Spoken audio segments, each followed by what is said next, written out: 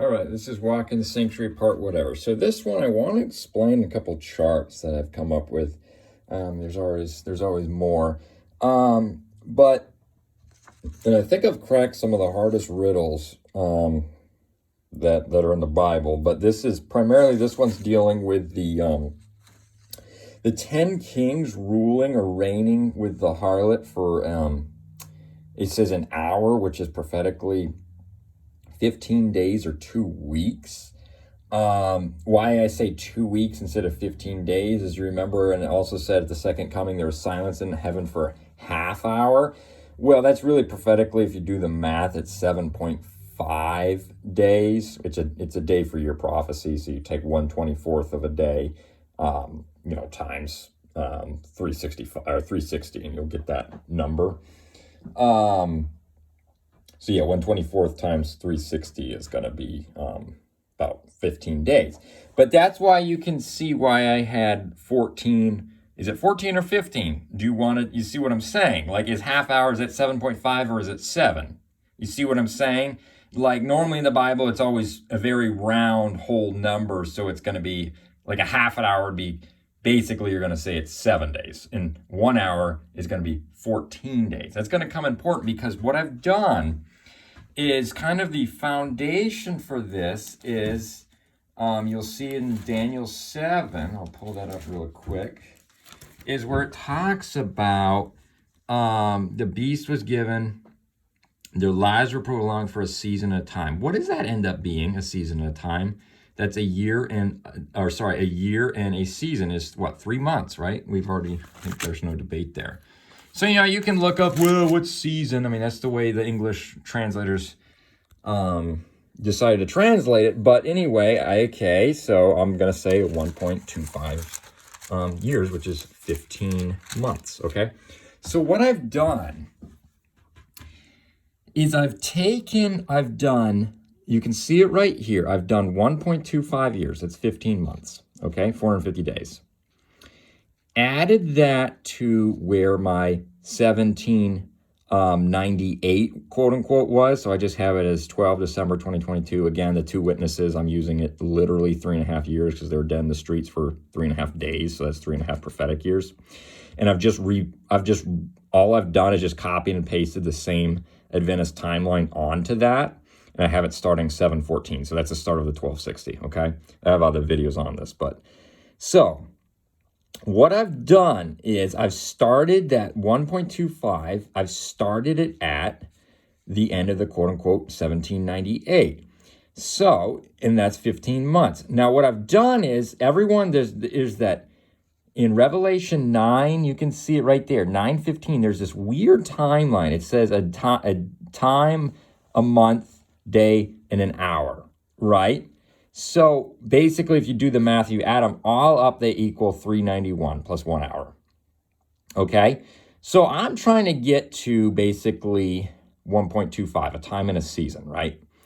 All you do is take 391 plus, this is where I kept on getting stuck, 15. And again, I'm getting that 15 from for 1 hour. Remember, they had authority for 1 hour with the beast. It's 15 days or 2 weeks. Okay? That's why I think they put so much stress on that 1 day. Okay? Because, get this, so you add 14 or 15, you get either 406 or 405. You see that? Plus 45 equals 450, a time in a season. That blew my mind when I saw that. So I'm like, you're going, well, what do you mean? You're 1 day off. 406 plus 45 is 451. I go, well, do you add, as I was talking about earlier, do you add 14 or do you add 15? Remember, it's half an hour. There's silence in heaven for half hour. That's 7.5 days. Is that 7 days or is it 7.5 days? Same thing with this. Is it 14 days or is it 15 days? You see what I'm saying? There's a very interesting distinction, and there's not by coincidence that it equals exactly 450 or 15 months. You see that?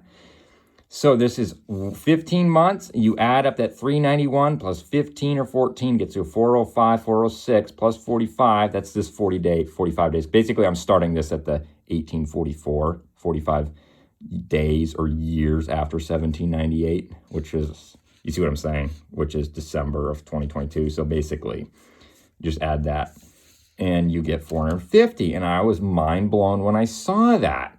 So I want to stress something very important with this chart. We all know that the river Euphrates dried up in 1798, right? AKA that's when we say like the fifth and sixth trumpets happen. Well, we also know that the deadly wound is going to be healed. It probably has been healed, right? So, and then that would mean that Babylon's going to fall again. It was fallen. It's fallen twice. So in order for Babylon to fall again, it's got to be rehealed, aka the river Euphrates has to be refilled. You see that? So that's why there's this notion of there's two river Euphrates drying up. And I know some people say, well, that's the plague versus there's one plague that I think it's the sixth plague where the river Euphrates dries up, and then there's the sixth trumpet where the river Euphrates dries up. Personally, I think the seven plagues parallel the seven trumpets, but it is what it is. Either way, the river Euphrates has to be refilled and Babylon has to come back to power, aka the corona. That's when I started this summer of 2019. And so basically that's what I'm working with. So basically, if that means basically this whole 1 through 7 cycle starts again, if that makes sense. I think that does. So basically, for instance, like when people say this, read this, they go, well, this hasn't happened yet. This is like the mystery section in the Ventus movement, correct? Where they say, well, we don't really know this. We can't really tell until it happens because it's still in the future. They always say these 10 kings that reign with a harlot for an hour. That's a future thing. Very, very plausible that, yeah, you can't really figure out until I think the things are happening right now. And I think now is the time to figure this out. Okay. I mean, we know Rome has split the earth into 10 sections, but that being said, I have to do another one on the 10. Why 10? But basically, this whole notion of the 10 horns coming from the 10 toes of the Roman Empire, that basically, long story short, is that repeats itself, okay? Because again, this whole cycle, instead of taking 1,260 years, it's now taking 1,260 days. You see, that's all I'm doing. I'm using the same rules, okay? So, there's another thing that I found very interesting. Let's see, I mean, they had the Mount Sinai summit. I mean, I think that one, it's pretty obvious. The number, 200,000 horsemen. Now, I'm getting that from, because people just look at this number and go, oh, it just means a lot. No, a number means something in the Bible. Why would they say it? Okay, there was 200,000 horsemen right there, 200 million. It says 200,000, King James. Take 200,000, or whatever number you want, anything with two with zeros after it. Divide it by 15, and that equals 13. 13.33333, or just 13.333. See that? So that means something. 13 we know means fall of Jericho, correct? That's what 13. They circled at 6 and then 7. That's, do the math, that's 13 times. 13 stars and 13 stripes on the flag. We all know what 13, Friday the 13th, that means something to them. There's 13 steps on the pyramid on the back of the dollar bill. You think it through. There's 13 colonies. They said by happenstance, no, it's planned. 13 means rebellion, in a way, to them. Okay? But to us, it means fall of Jericho. So that, I thought that was very, interesting number. Again, the 15, I'm just using the 15 months. Okay? So that's where that comes from. Also, I want to tackle this notion of the 8 kings. This is another very, very difficult riddle. It says he is of the 7, but he's also of the 8th, because I think I've just figured this out. So, notice how you can see the composite beast in the book of Revelation. They say, oh, it's listed twice because it's looking prophetically back. You know how the beasts are listed in reverse order, which there might be some truth into that. I'll give them credit. But basically what I've noticed is it's a mirrored image, meaning Babylon, Medo-Persia, Greece, Rome, and then the clay is, we always say iron is state, clay is brass or grease. Because think about, Greece was really much more religious than Rome. Okay, so it's Rome or papal Rome This is Papal Rome as well. You see that? That's why I have quote-unquote Greece there. Medo-Persia, that's antitypical. That's the United States or Islam. Okay, it's a Gnostic religion or Freemasonry because they also believe that. It's Zoroastrianism or whatever. Okay, then you have... So but my point is, okay, it's Islam and that religion are the same, okay? They've taken Jesus out. Then you have this. You have another empire, which is, well, in this case it's gold, but it's really brass again, because we've already talked about brass as the fool's gold, right? Why is that important? Because of the fifth trumpet, they had crowns that looked like gold. Why does it say it was something like gold? That's brass. Think about it. And then they had breastplates of iron. See that? Breastplates, and this one had breastplates of iron as well, if I can find it. Breastplates of fiery red. It says iron somewhere else in here. Anyway, these ones had iron too. So I've got to do another video on all they have is iron and brass. But my point is count the kingdoms. You got 1, 2, 3, 4.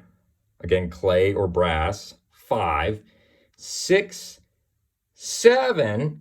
That's Papal Rome coming back. This is the United States when church and state separated. Papal Rome comes back. But this is where I've just found out. Think about Daniel 8. This is actually iron. That's where you get the 8th from. You see that? So basically what's going on is in Daniel 8 where you have the two-horned, think about it, we've done a video on it, the two-horned ram. A ram is a male lamb. Just like you have the land beast in Revelation 13. It had 2 horns. It had 2 horns of a lamb.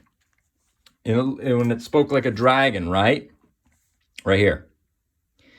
Okay, that's the same thing as Daniel 8, the Medo-Persians. I want to stress something. That's why the Persian Empire had the one big horn coming between the eyes. If that's starting to make sense. Here. So basically you had Medo-Persia from the east come. That's the 2 horns. That's church and state. The one that grew up longer, that's the priest. It's either churchcraft and priest, or statecraft and priest class, or priestcraft, I should say. Okay? You had the 2-horn ram. You had the 1-horn Greece coming. See that? But they had the little horn. That's why Greece had the little horn. It had the big horn that went to the 4, right? But we all know that 1 horn is talking about the papacy. So if this is antitypical United States, we've got it right here, then that means who's going to come? So now it's coming from the west now, if you want to, because it's mirrored, right? Because now Medo-Persia, spiritual's in the west. Okay, that means that's the shag ram with the 2 horns, and they combine, it becomes church and state. Then we have now these shag goats coming with the 1 horn. That's what this is. Remember I said that's America. That's what this is. But what is this? This is really Rome, spiritually speaking. So that's iron. So picture this being iron right behind it. That's what I'm getting at. That's why I think it says the 7th is really the 8th. See if that makes sense? I mean, you got to think about it. I've been thinking about this for a while. And to me, it makes total sense now. I'll have to do another one on all this.